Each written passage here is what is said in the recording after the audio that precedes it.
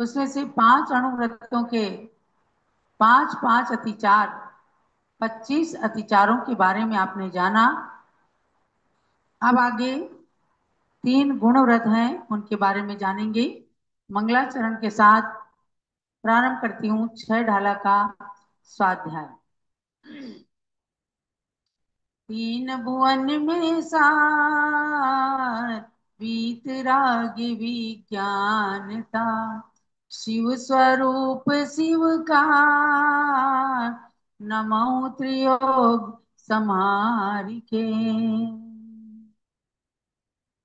वीतराग विज्ञानता स्वरूप जो अपनी आत्मा है, और तीनों लोकों में सारभूत जो अनंत ज्ञान रूप वीतराग विज्ञानता प्रत्येक प्राणी की आत्मा में छिपी हुई है, भरी हुई है, जो मोक्ष को प्रदान करने वाली है। ऐसे वीतराग विज्ञानता को और भगवान परमात्मा को नमन करके, और पंडित दौलत राम जी ने 6 ढाला के अंदर चारों गतियों के दुखों का वर्णन किया है। उन दुखों का प्रमुख कारण मिथ्यात्व बताया, कि जो अनादिकालीन प्रवृत्ति के अनुसार ये जीव सम्यक रूप से भगवान के कहे हुए तत्वों पर श्रद्धा न करके अपनी श्रद्धा को उल्टी किए हुए है, अर्थात मिथ्यात्व के अंदर जी रहा है। उस मिथ्यात्व का इतना सुंदर वर्णन किया है कि कोई भी उनका वर्णन पढ़ करके, सुन करके, और उसको निश्चित रूप से अपने जीवन से हटा सकता है और सम्यक्त्व की ओर पढ़ने की तैयारी करते हैं। तीसरी ढाल के अंदर आत्मा के हित का, अर्थात सम्यक दर्शन, सम्यक ज्ञान का वर्णन किया। सम्यक सम्यक ज्ञान का अच्छे से वर्णन, विस्तृत वर्णन चौथी ढाल में, और सम्यक चारित्र का वर्णन किया है। सम्यक चारित्र के अंतर्गत ही देश चारित्र और सकल चारित्र को बताया। देश चारित्र, घर में रहते हुए श्रावक श्राविकाएं भी धारण करके पालन कर सकते हैं और अपने को मोक्ष मार्गी बना सकते हैं। सकल चारित्र धारण करने वाले मुनि और आरिकाएं होती हैं। तो देश चारित्र में जो प्रारंभ किया 12 व्रतों से, उनमें अब 3 गुण व्रत के अतिचारों की ओर चलती है। आपने जान लिया है अतिचार क्या है। व्रतों का एक देश भंग हो जाना, अर्थात व्रतों में दोष लग जाना, यह अतिचार है, जिनकी शुद्धि प्रायश्चित आदि से की जाती है। तो गुण व्रत के 3 भेद बताए थे, दिग व्रत, देश व्रत और अनर्थ दंड विरति व्रत। तो दिग व्रत के 5 अतिचार, दिग माने दिशा, दिशाओं का प्रमाण करके उनका उल्लंघन ना करके अपना जीवन यापन करना एक दिग व्रत है। उसमें 5 अतिचार संभावित रहते हैं, उनके बारे में जानना है। नंबर 1 है ऊर्ध्व व्यतिक्रम, अधो व्यतिक्रम, तिर्यक व्यतिक्रम, क्षेत्र वृद्धि, और 5वां नंबर स्मृत्यंतराधान। इन्हें दिशाओं में ही ये प्रमाण होते हैं और उनका उल्लंघन करना ये अतिचार है। तो प्रमाण से अधिक ऊंचाई वाले पर्वत आदि पर चढ़ना ऊर्ध्व व्यतिक्रम है। प्रमाण से अधिक नीचाई वाले कुएं, खाई या किसी पत्थर की खान वगैरह में उतरना अधो व्यतिक्रम है। समान स्थान में प्रमाण से अधिक लंबे जाना तिर्यक व्यतिक्रम है, जो सामने रहते हुए और पृथ्वी पर ही इधर उधर जाने की दिशाओं में वृद्धि कर लेते हैं, वह तिर्यक व्यतिक्रम। प्रमाण किए हुए क्षेत्र को बढ़ा लेना क्षेत्र वृद्धि है, यानी नियम सोच समझ के ही लेना चाहिए और फिर उसको बढ़ाना नहीं चाहिए, और अगर बढ़ा लिया है तो वो क्षेत्र वृद्धि व्यतिक्रम है, अतिचार है। और किए हुए प्रमाण को भूल जाना स्मृत्यंतराधान है। इसलिए व्रतों को लेने में ध्यान रखना कि नंबर एक तो गुरु से लिए जाते हैं, नंबर दो अपनी डायरी में नोट करके जरूर रखना कि हमने ये व्रत इस तारीख में लिया। तो ये हुआ दिक व्रत के 5 अतिचार। अब देश व्रत आता है गुण व्रतों में, दूसरा है देश व्रत। देश व्रत के भी 5 अतिचार हैं। देखो क्या है, इनको सुनना जानना आपको आवश्यक है। वर्तमान में बहुत सारी चीजें ऐसी हैं कि जिनको हम टाल ही नहीं पाते हैं, लेकिन आप ये समझ के चलना कि अगर ये अतिचार लग भी जाते हैं कुछ दोष भी लग जाते हैं, तो भी व्रतों का पालन जरूर करना, क्योंकि आज का युग आधुनिक युग है। पहले लोग थोड़ा बहुत इस पर्वत तक जाएंगे, इतनी ऊंचाई तक, आज हवाई यात्राएं हैं जो हजारों किलोमीटर ऊंचाई पर चलते हैं, तो उस प्रकार के नियम लिए जाते हैं। अब देश व्रत के अतिचार समझिएगा कि आनयन, प्रेष्य प्रयोग, शब्दानुपात, रूपानुपात और पुद्गलक्षेप, ये 5 अतिचार हैं। तो मर्यादा से बाहर की वस्तु मंगाना आनयन नाम का अतिचार है। और मर्यादा से बाहर नौकर आदि को भेज करके भेजना प्रेष्य प्रयोग, की मैं नहीं जा रहा हूँ, चलो तुम काम करके आ जाना, प्रेष्य प्रयोग है। सीमा से बाहर वाले मनुष्यों को खांसी आदि शब्द द्वारा अपना अभिप्राय समझा देना शब्दानुवाद शब्दानुपात है। ये तो आजकल व्हाट्सएप से, फोन से न जाने कितने होते हैं, लेकिन फिर उसको पढ़ा करके अपनी सीमाएं करना। मर्यादा से बाहर रहने वाले मनुष्यों को अपना रूप दिखाकर, अर्थात नेत्र आदि का इशारा करके अपना अभिप्राय समझा देना रूपानुपात, ये देश व्रत का अतिचार है।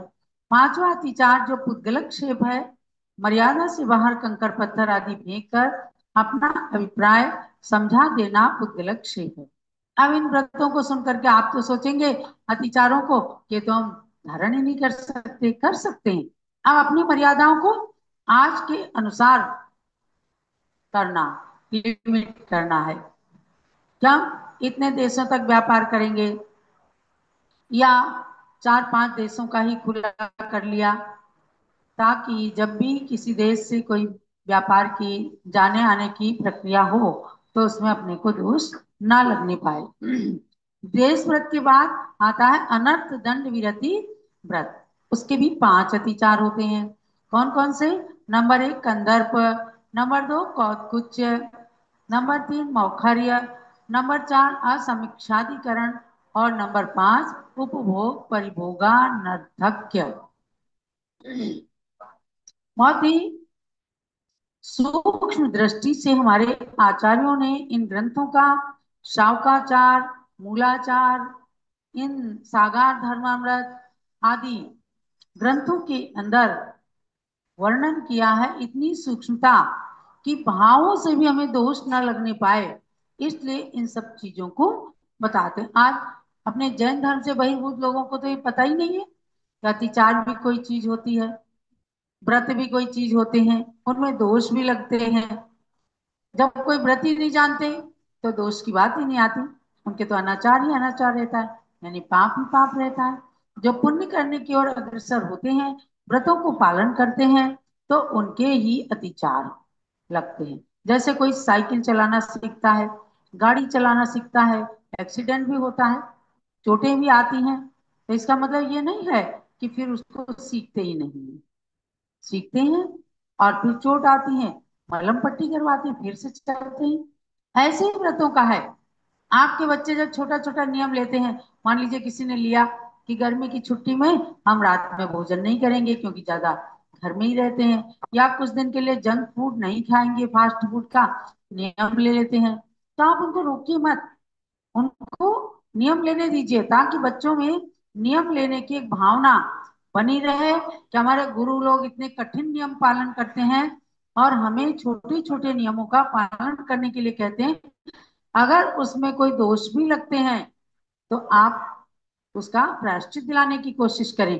अब आइसक्रीम वगैरह है, पिज्जा बर्गर, आजकल बच्चे बहुत चाउमीन वगैरह खाते हैं, इनको भी कम से कम अष्टमी चतुर्दशी के दिन त्याग करवाया कीजिए। मेरा प्रकरण तो चल रहा है दिग गुण व्रत की ओर, जो ऊंची श्रेणी में जाकर के आप जैसे लोगों के लिए आते हैं। लेकिन बच्चों को भी अष्टमूल गुण की प्रेरणा हमेशा देना ही चाहिए। तो अनर्थ दंड कि बैठे बैठे बिना मतलब के मन के द्वारा अनर्थ दंड वगैरह करते रहते हैं। तो शरीर से हास्य सहित, राग से हास्य सहित अशिष्ट वचन बोलना ये कंदर्प है। बड़ा सहज है कि लोग किसी को दूसरे को समझते ही नहीं कुछ। न त्वाम अहम तृणम मन्ये, अपने अंदर इतना अभिमान है कि हंसते हुए भी किसी का अपमान कर देते हैं, वचन ऐसे बोल देते हैं अशिष्ट वचन। तो ये कंदर्प नाम का अतिचार है, यह अनर्थ दंड है कि उसको बोले बिना रह सकते हैं। कुछ चीजें ऐसी हैं कि चलो धर्म के मामले में, गुरु के मामले में, परिवार की सुरक्षा के मामले में, या कोई व्यापार आदि है तो उसमें धन कमाने में आपको जरूरी होता है झूठ बोलना, लाजमी रहता है। लेकिन कुछ लोगों की झूठ बोलने की आदत पड़ जाती है, तो छोटी छोटी बातों में ही झूठ बोलने लगते हैं। हंसी में भी किसी को भी अशिष्ट वचन कह देंगे। दूसरा है शरीर से कुचेष्टा करते हुए अशिष्ट वचन बोलना बहुत कुछ है। सब वचनों का ही है इसमें।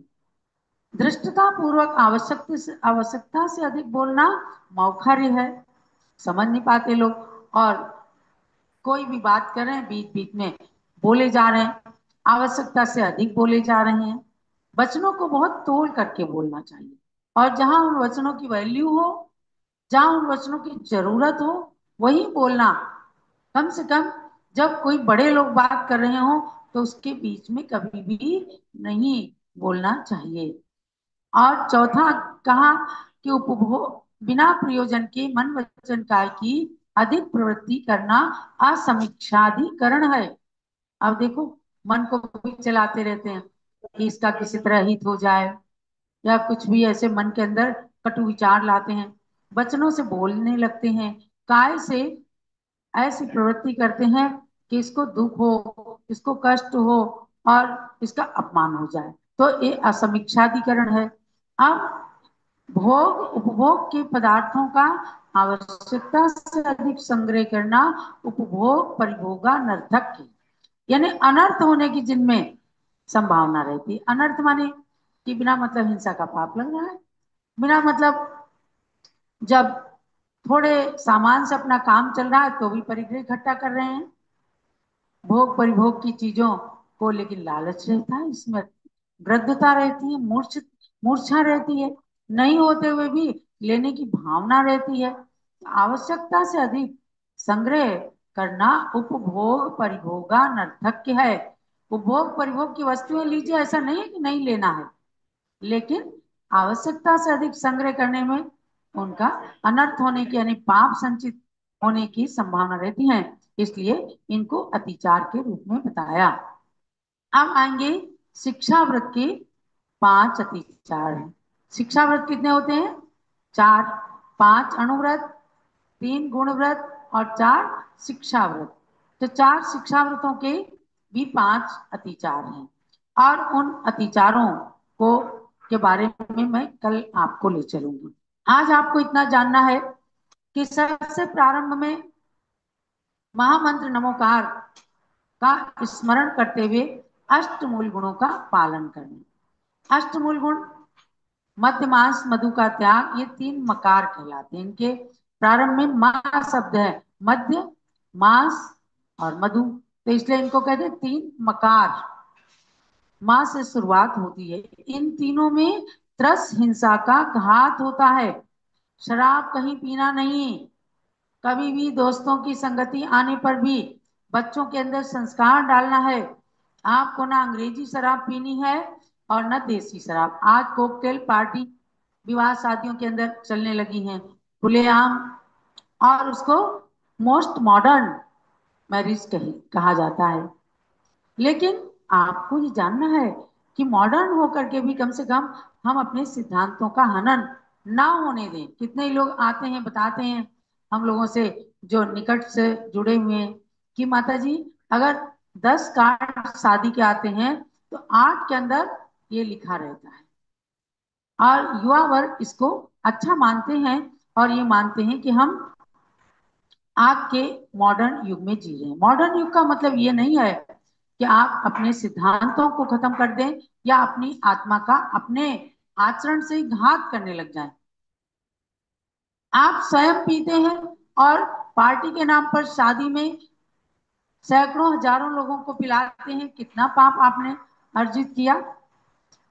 ऐसे ही जाने अनजाने में जो वस्तुएं होती हैं उनके अंदर जो मांसाहार का अंश भी लगता है तो वो खाने में दोष लगता है। एक हमने चीज पढ़ी, अच्छी लगी कि अगर आप प्योर शाकाहारी हैं, शुद्ध शाकाहारी हैं, ऐसी जगह कभी भी ना जाएं कोई पार्टी करने के लिए जहां वेज नॉन वेज दोनों लिखा हो। यह आपकी भ्रांति है। क्या अगर वेज के टेबल पे बैठेंगे तो हमारे पास वेजिटेरियन ही चीज आएगी? ये भ्रांति है। जिन लोगों ने होटल के अंदर रह करके काम किया है या नजदीकी से देखते हैं, वहां कोई परहेज नहीं रहता। आप समझ के चलो कि जहां नॉन वेज बनता भी है, चाहे उसकी किचन बिल्कुल अलग है, लेकिन उसकी वस्तुएं सब मिल जाती हैं। तो वेज नॉन वेज का बिल्कुल आप एक होटल के अंदर या एक जगह के अंदर चाहे तो वेजिटेरियन आप रह ही नहीं सकते। इसलिए अपने शाकाहार व्रत को पालन करने के लिए अगर कहीं बाहर भी जाते हैं तो वेजिटेबल फूड फूड ही लें। देखो जैन फूड आज हवाई जहाज के अंदर भी दिया जाता है, तो जैन फूड कहते हैं। वेजिटेरियन फूड को जैन फूड कहा जाता है। तो जैन का इतना महत्व है। लोगों के मन के अंदर धारणा रहती है कि जैन लोग कभी भी मांसाहार नहीं करेंगे, वे शुद्ध भोजन करते हैं। इसलिए अपने आचरण को जैनत्व के अनुकूल ही रखना। दिल्ली के अंदर एक डॉक्टर कैलाश चंद जी जैन थे, राजा ट्वाइस, जो जम्बूद्वीप के प्रथम अध्यक्ष बने हैं और ज्ञानमती माता के अनन्य भक्त थे। उन्होंने एक बार अपना अनुभव सुनाया कि माता जी, मैं विदेश में व्यापार के लिए जाया करता था और बहुत सारे लोगों के साथ हमारी मीटिंग चलती थी। मैं अपने गिलास के साथ में एक छन्ना ले जाता था। जो पानी आता तो उसको छान करके उसी गिलास दूसरे गिलास में और फिर पिया करता था। अंग्रेज लोग देखते थे तो कहते थे जैन साहब हैं। एक दिन ऐसा हुआ कि जब पानी आया और मैंने नहीं छाना, सोचा कि चलो मीटिंग चल रही है जल्दी से, तो पड़ोस के अमेरिकन ने तुरंत टोका, जैन साहब व्हाट आर यू डूइंग? आप ये क्या कर रहे हैं? आप रोजाना पानी छानते थे, आज क्यों नहीं छान रहे? उन्होंने आके बताया कि माता जी, मेरी उस बात का उन्होंने इतना अच्छा कोट किया कि नहीं पीते हैं पानी बिना छाने, आप कैसे पी रहे हैं? तो मुझे संबोधित किया। यानी अपनी संस्कृति, अपना आचरण, अपना विचार, अपनी भावनाएं, कहीं भी अपना सिद्धांत कहीं भी जाकर के छोड़ना नहीं चाहिए। ये आपकी पहचान बनती है। और इसीलिए भारत देश की पहचान आध्यात्मिकता से, अहिंसा से विश्व के अंदर हुआ करती थी और कभी भारत विश्व गुरु कहा जाता था। इसीलिए कि भारत की संस्कृति अपनी एक अलग संस्कृति है, भारतीय संस्कृति है, ऋषि मुनियों की संस्कृति है, तो इसलिए भारतीय संस्कृति का ही पालन होता है इन व्रतों के पालन से। तो मध्य मास मधु का शहद कभी मत लीजिए। किसी दवा के अंदर भी आपको पता चल रहा है इसमें शहद है तो उसको तुरंत छोड़ दीजिए। घर में माँ वगैरह बचपन में बताती थी कि बेटा चाशनी के अंदर ये दवा लेना है। जब कोई बच्चों को निप्पल चूसने के लिए बचपन में लाते थे, उसके अंदर सुनते थे शहद होता है और बच्चों को चूसने के लिए दे दिया जाता था। उस निप्पल के अंदर से भी शहद निकाल करके और पूरी तरह से उसको धुल करके साफ करके और फिर उसके अंदर चाशनी मीठी भर करके तब हमारे घरों में उस निप्पल को बच्चों को दिया जाता था। ऐसी बारीकी के साथ हमारे माता पिता पहले बच्चों का लालन पालन करते थे। तो वो संस्कार हैं। उन्हीं संस्कारों के कारण आज आपके समाज के अंदर आचार्य शांति सागर महाराज जैसे महापुरुष ने जन्म लिया, ज्ञानमती माता जी जैसी महान आरिका ने जन्म लिया कि माँ ने बचपन से ही किस प्रकार से धर्म की घूंटी पिलाई और उसके माध्यम से ही जाना गया कि हमें मध्य मास मधु का सेवन जीवन में कभी भी नहीं करना। ऐसे ही 5 उदंबर फल होते हैं, बड़, पीपल, पाकर, उमर, कठुमर प्राय लोग नहीं खाते हैं, लेकिन कई बार लोग अंजीर खाते हैं। अंजीर भी ये पंचउदंबर में ही आती है और इनके अंदर त्रस्त जीवों का घात होता है, इसलिए इन चीजों का भी सेवन नहीं करना। तो 5 उदंबर फलों का त्याग किया और 3 मकार का त्याग किया, तो अष्टमूल गुण की पालक बन गए।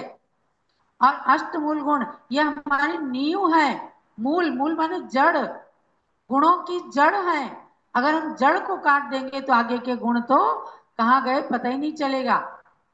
इसलिए सबसे पहले अपनी जड़ को मजबूत करना।